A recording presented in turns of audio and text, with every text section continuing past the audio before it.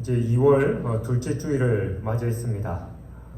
지난 주일 우리는 이 복음을 부끄러워하지 않는 능력, 그러니까 성령의 능력 두나미스에 대해서 말씀을 나눴습니다. 이 두나미스라는 이 원어가 다이나마이트의 그 기원이 되는 단어라고 했잖아요. 그러니까 우리 복음이 우리 안에서 이 다이나마이트처럼 이 폭발하면 그 폭발력은 당연히 밖으로 새어 나오게 터져 나와야 하는 겁니다. 그러면 우리의 이 성령의 능력, 이 두나미스가 폭발을 하면 우리 밖으로 터져 나와야 할 게 무엇이 있습니까? 바로 이제 기독교 신앙의 핵심이 사랑이죠. 우리의 성령 충만함으로 그 능력이 밖으로 퍼져 나갈 때 바로 그것이 주님의 사랑, 또 우리가 섬기는 그 사랑이 되어야 하는 겁니다. 1964년 3월에 뉴욕 퀸즈에서 끔찍한 사건이 일어났습니다. 이 키티 제노비스라는 28세 여성이 새벽에 귀가하다가 강도에게 습격을 당했어요. 그녀는 이 강도에게 습격을 당하는 그 30분 동안 크게 비명을 지르면서 살려달라고 소리쳤습니다. 근데 그녀를 도와주는 사람이 아무도 없었어요. 나중에 조사해 보니까 38명의 이웃이 창문을 통해서 그 장면을 목격하고 그녀의 비명 소리를 들었다고 하는 거예요. 근데 놀랍게도 단 한 명도 경찰에 신고하거나 내려와서 그녀를 도와주는 사람이 없었습니다. 결국 그녀는 목숨을 잃게 됐고, 사건 후에 이제 사건을 조사하면서 그 38명에게 물어봤어요. 왜 신고도 하지 않았고 그녀를 도와주지도 않았습니까? 그랬더니만 누군가 다른 사람이 도와주겠지라고 저는 생각했습니다. 그리고 무서워서 거기에 끼어들고 싶지 않았어요. 내 일이 아니다라고 그렇게 생각했습니다. 그러니까 심리학에서 이를 방관자 효과라고 부릅니다.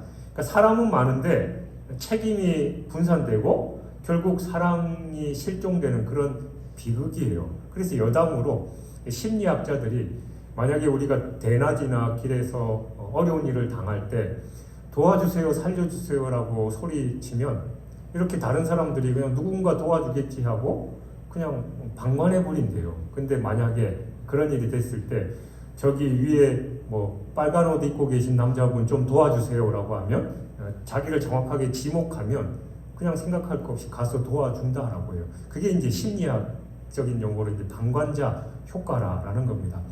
혹여나 여러분이 어떤 일을 당하시거든 그렇게 누군가를 콕 집어서 당신 저를 좀 도와주십시오라고 하면 그렇게 심리적으로 반응을 한다라는 거예요.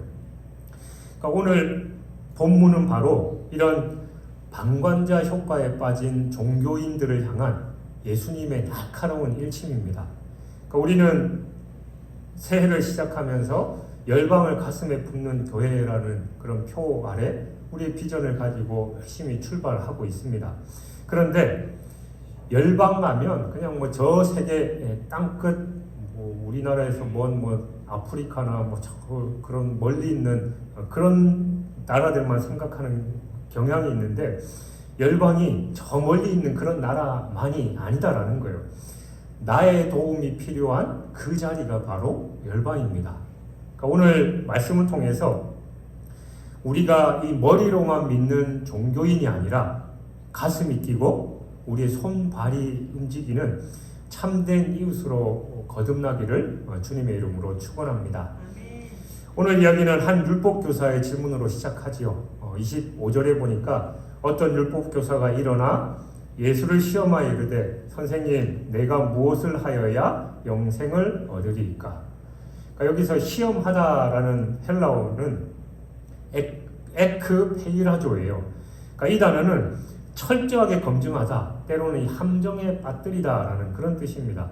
그러니까 마귀가 광야에서 예수님을 시험할 때 쓰인 단어가 페이라조예요. 근데 오늘은 에크페이라조에서 그것보다 앞에 이 강조하는 의미가 더 붙어 있어요.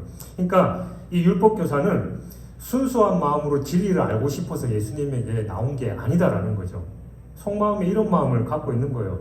아니 저 나사렛 출신 목수가 맨날 뭐 말씀을 가르치고 뭐 그러고 있는데 얼마나 율법을 잘 아는지 한번 봐야겠어. 꼬투리를 잡아서 이번 기회에 그냥 제대로 망신 한번 줘야지, 이런 마음이 있는 거예요. 그는 그런 교만한 마음으로 예수님께 나와서 이런 질문을 던진 겁니다. 근데 그의 질문을 한번 자세히 보십시오.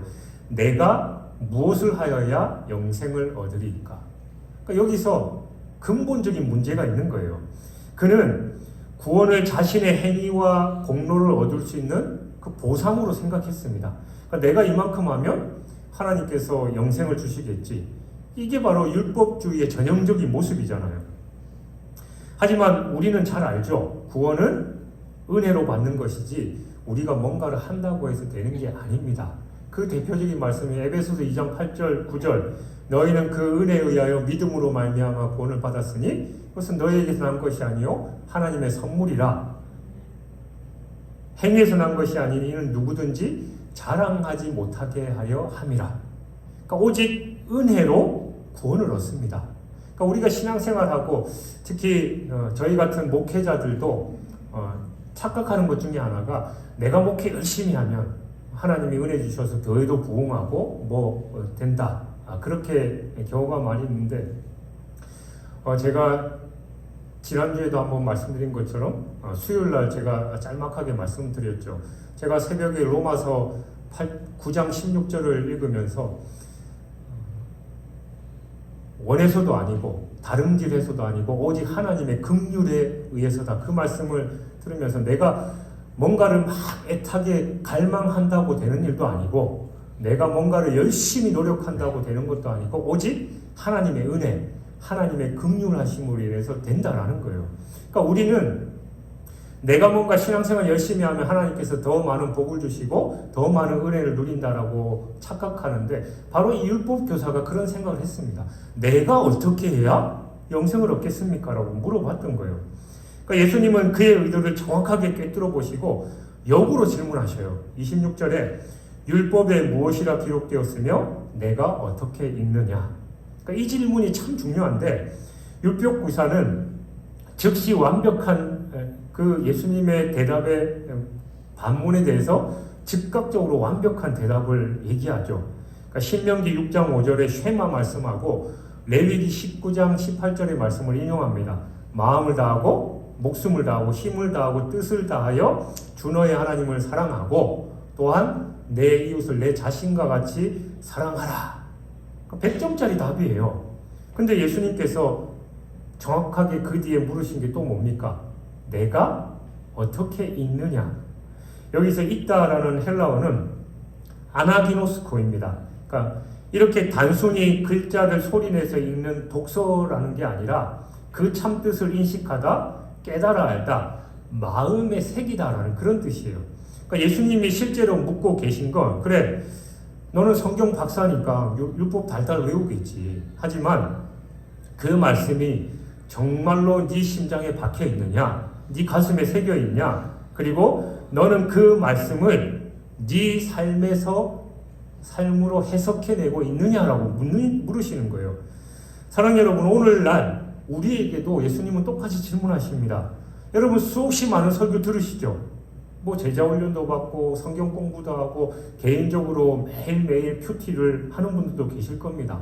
그리고 뭐 어떤 분들은 성경을 뭐 수십 독, 수백 독 해서 성경 퀴즈 대회 하면 나는 자신 있어 라는 그런 분들도 계실 거예요. 근데 주님께서 그런 여러분에게 묻고 계셔요. 너는 그 말씀을 어떻게 읽고 있느냐? 머리로만 읽느냐? 아니면 손발로 행하면서 순종하고 있느냐? 율법교사의 대답이 100점짜리였지만 예수님께서 내 대답이 옳도다. 이를 행하라. 그러면 살리라 라고 말씀하시자 그는 당황합니다. 그러니까 논쟁에서 예수님을 이기려고 왔는데 오히려 가서 행하라 라는 그런 실천의 부담을 안게 된 거예요. 그래서 그는 또 지지 않고 빠져날 구멍을 찾습니다. 29절에 그 사람이 자기를 옳게 보이려고 예수께 여짜오되 그러면 내 이웃이 누구니까? 여기서 옳게 보이다라는 단어의 헬라어는 디카이오, 그러니까 나를 자기를 정당화하다라는 그런 뜻이에요. 그러니까 그가 지금 뭘 하려는 거냐? 그러니까 자신이 사랑하지 않은 것에 대한 그 핑계거리가 필요한 거예요. 나도 사랑하고 싶지만 이웃의 범위가 명확하지 않다. 그러니까 당신이 한번 얘기해봐라 라고 그렇게 얘기합니다.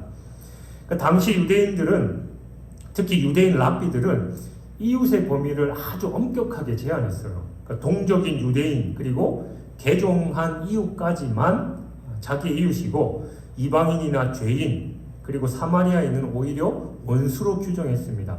심지어 랍비들의 가르침에는 이방인이 물에 빠지면 건져줄 필요가 없다라는 그런 조항까지 있었습니다.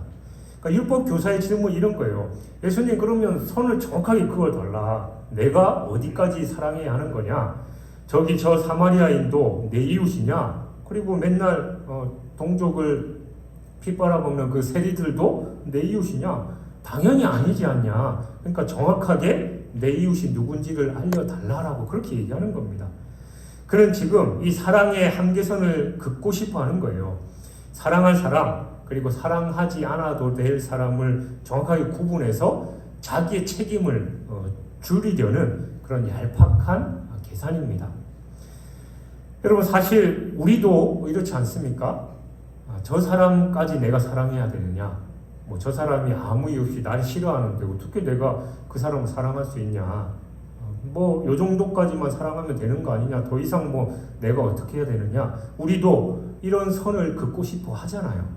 원수를 사랑하라라고 하고 왼뺨 때리면 오른뺨 대라고 뭐 그렇게 말씀을 하지만, 아니, 현실적으로 그게 아닌데 우리가 실천할 수 있는 정확한 그런 선들, 납득할 수 있는 걸 알려달라라고 우리도 오늘날 그렇게 생각하고 있지 않냐라는 겁니다. 예수님은 신약적인 논쟁 대신에 그 유명한 선한 사마리아인의 비유를 들려주십니다.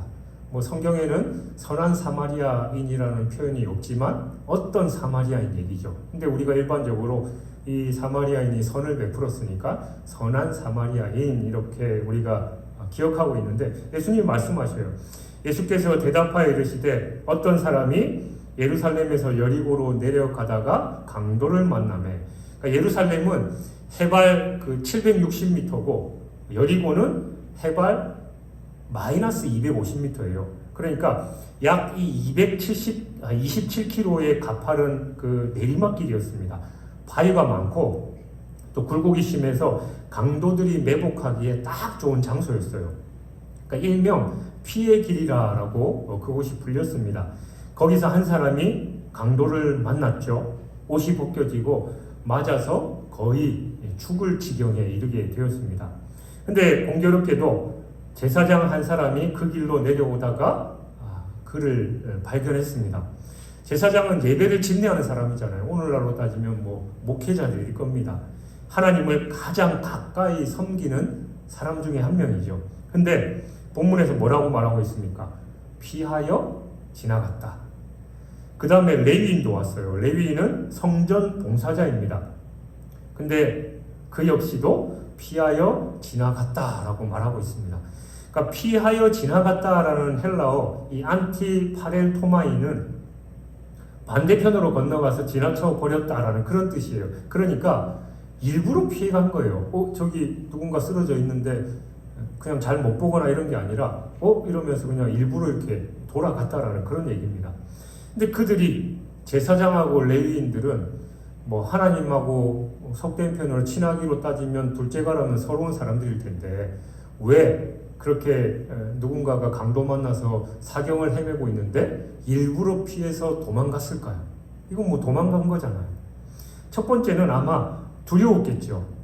강도가 아직 그 근처에 있을지도 모르는데 걔네가 가서 도와줬다가 자기도 다 털릴까봐, 심지어 자기의 목숨도 위태로울지 모르니까 그렇게 돌아갔을 겁니다.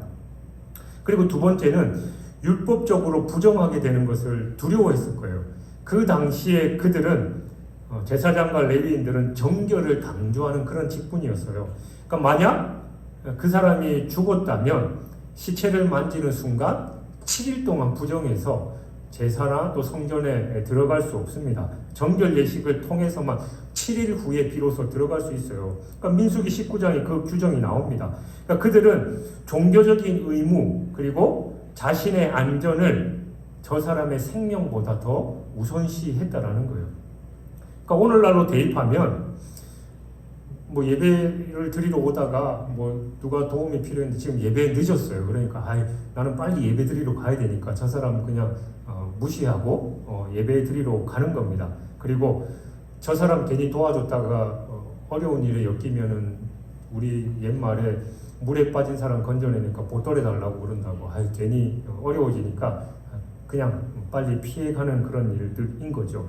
예전에도 제가 한번 말씀드렸지만 제가 서울에서 사역할 때 사실 이제 목회자들이 주일날 교회 한번 오면 교회 밖에 나가는 일이 뭐가 있어요. 아침부터 그냥 계속 예배 준비하고 예배 드리고 막 그러는데 그 당시에는 이제 저희 사택이 지하철 한 정거장 거리였어요. 그러니까 제법 멀죠. 그리고 제가 가자마자 저희 딸이 3살이었고 우리 쌍둥이가 6개월이었어요. 근데 집사람이 뭐 저는 이제 아침부터 일부 예배부터 쭉 있는데 집사람이 이제 그 11시 예배에 와야 되는데 혼자서 이 셋을 감당을 못 하는 거예요. 그래서 제가 예배 뭐 1, 2, 3부였나 하여튼 2부 예배가 마치고 3부 예배 드릴 때 가서 이제 데리다 그 애들을 이제 픽업해서 와야 되는 거죠. 그리고 끝나면 이제 힘드니까 이제 쌍둥이 유모차는 제가 끌고 그 지하철 한 정거장이 꽤 거리가 되잖아요. 그래서 데려다 주고 오고 그랬는데 이제 아마 데려다 주고 오는 길일 거예요. 그러니까 다음 예배 준비하러 이제 막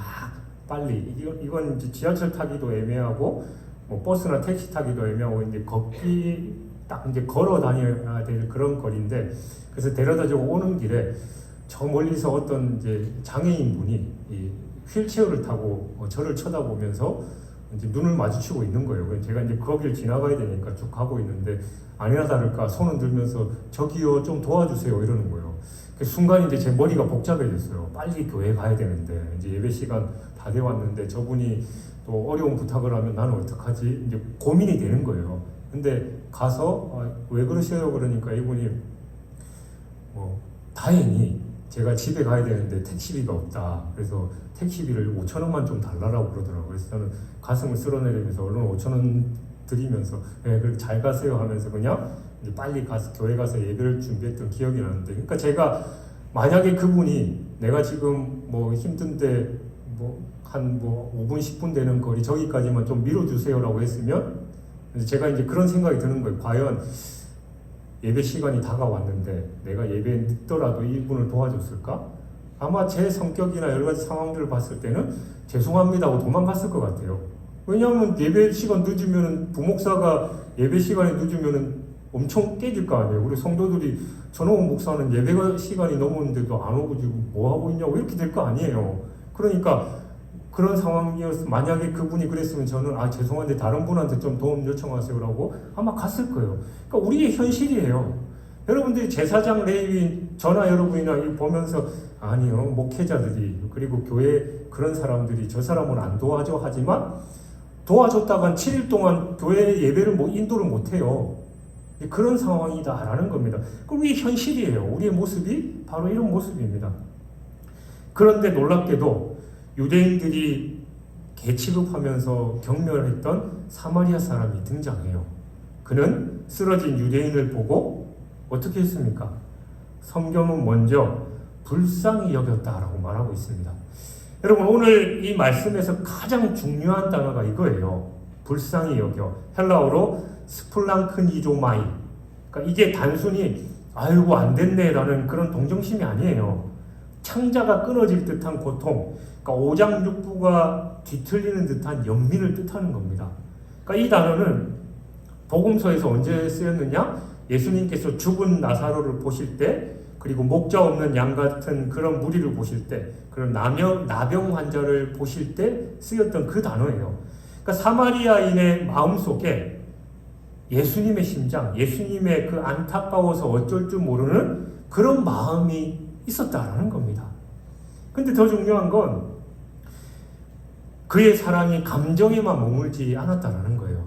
즉각적인 행동으로 이어지죠. 먼저 그는 그 창자가 뒤틀리는 듯한 그 연민을 느끼자마자 그 사람이 가까이 갔습니다. 제사장도 피해갔고 레위인도 다 피해갔지만 이 사마리아 사람은 그에게 다가갔습니다. 아까 얘기했잖아요. 강도가 언제 나타나서 자기를 해칠지도 모르지만 위험을 무릅쓰고 간 겁니다. 그 두 번째, 기름과 포도주를 부어서 상처를 싸맸습니다. 당시에 이 기름과 포도주는 여행하는 사람들의 필수품이었어요.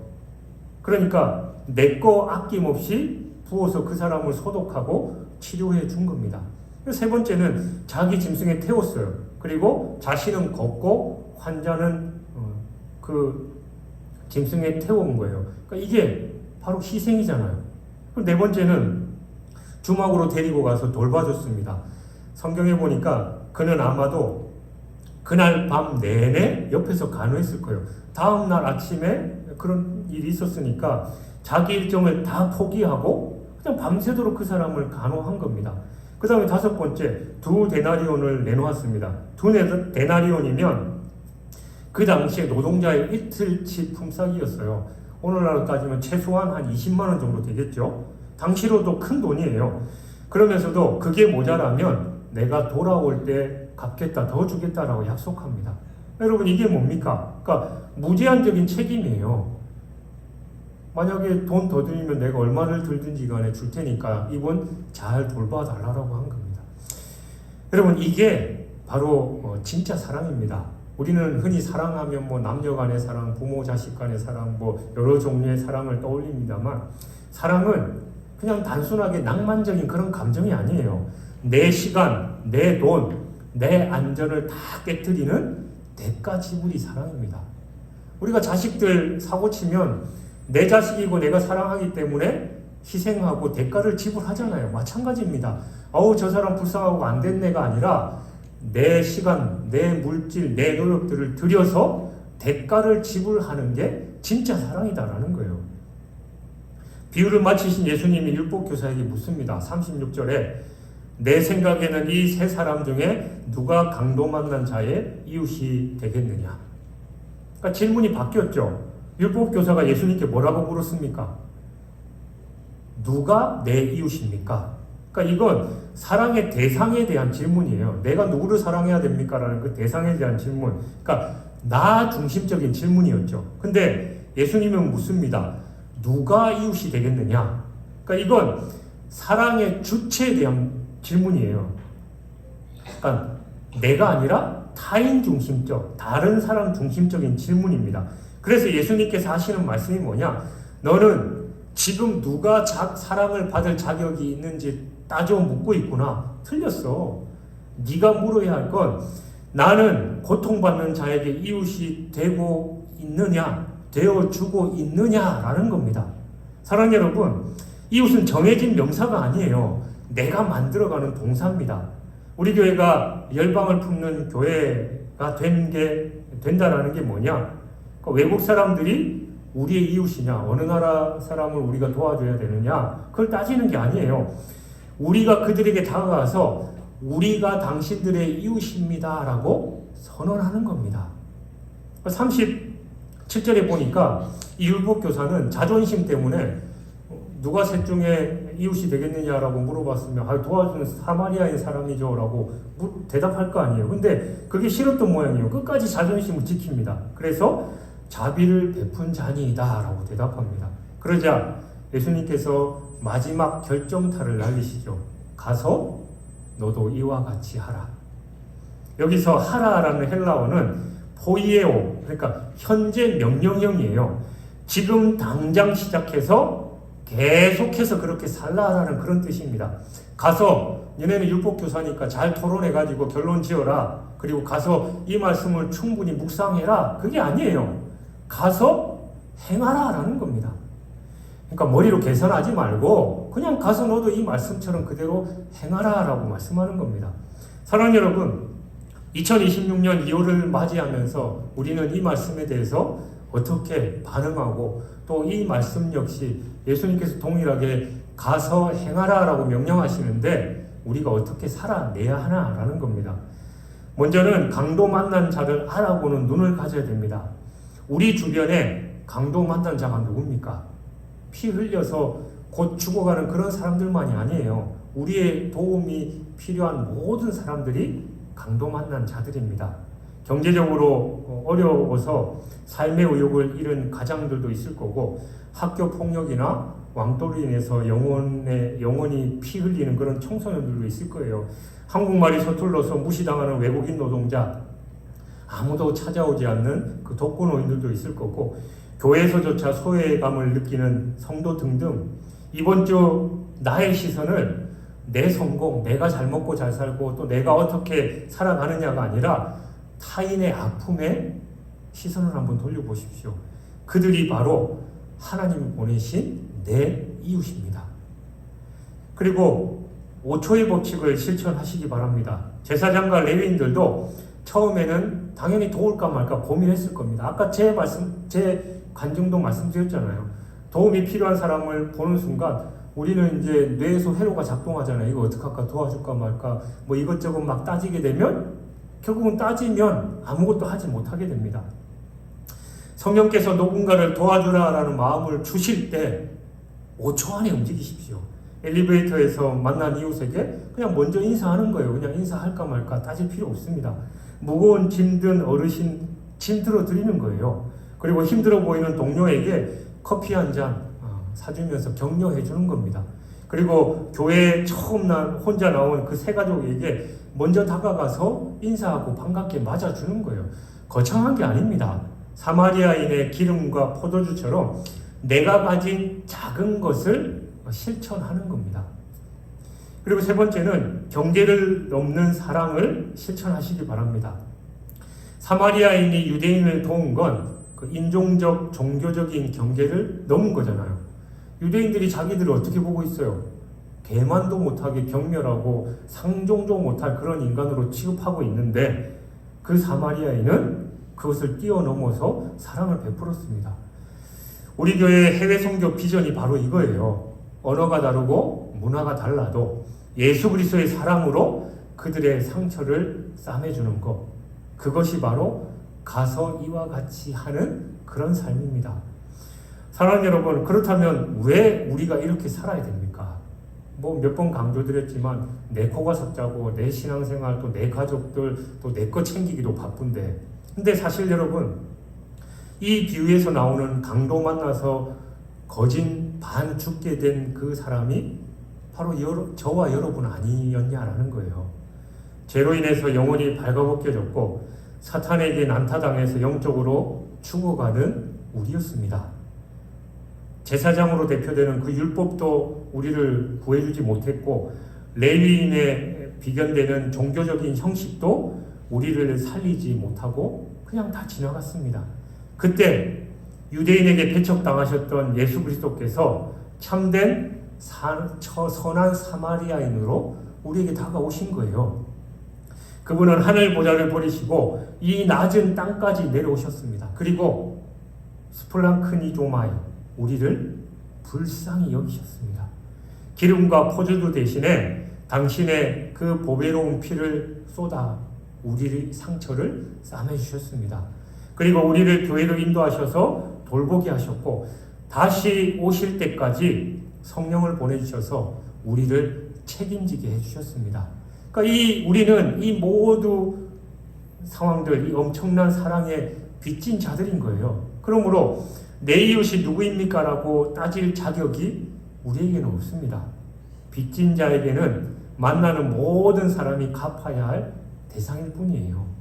로마서 13장 8절 말씀처럼 피차 사랑의 빚 외에는 아무에게든지 아무 빚도 지지 말라. 남을 사랑하는 자는 율법을 다 이루었느니라.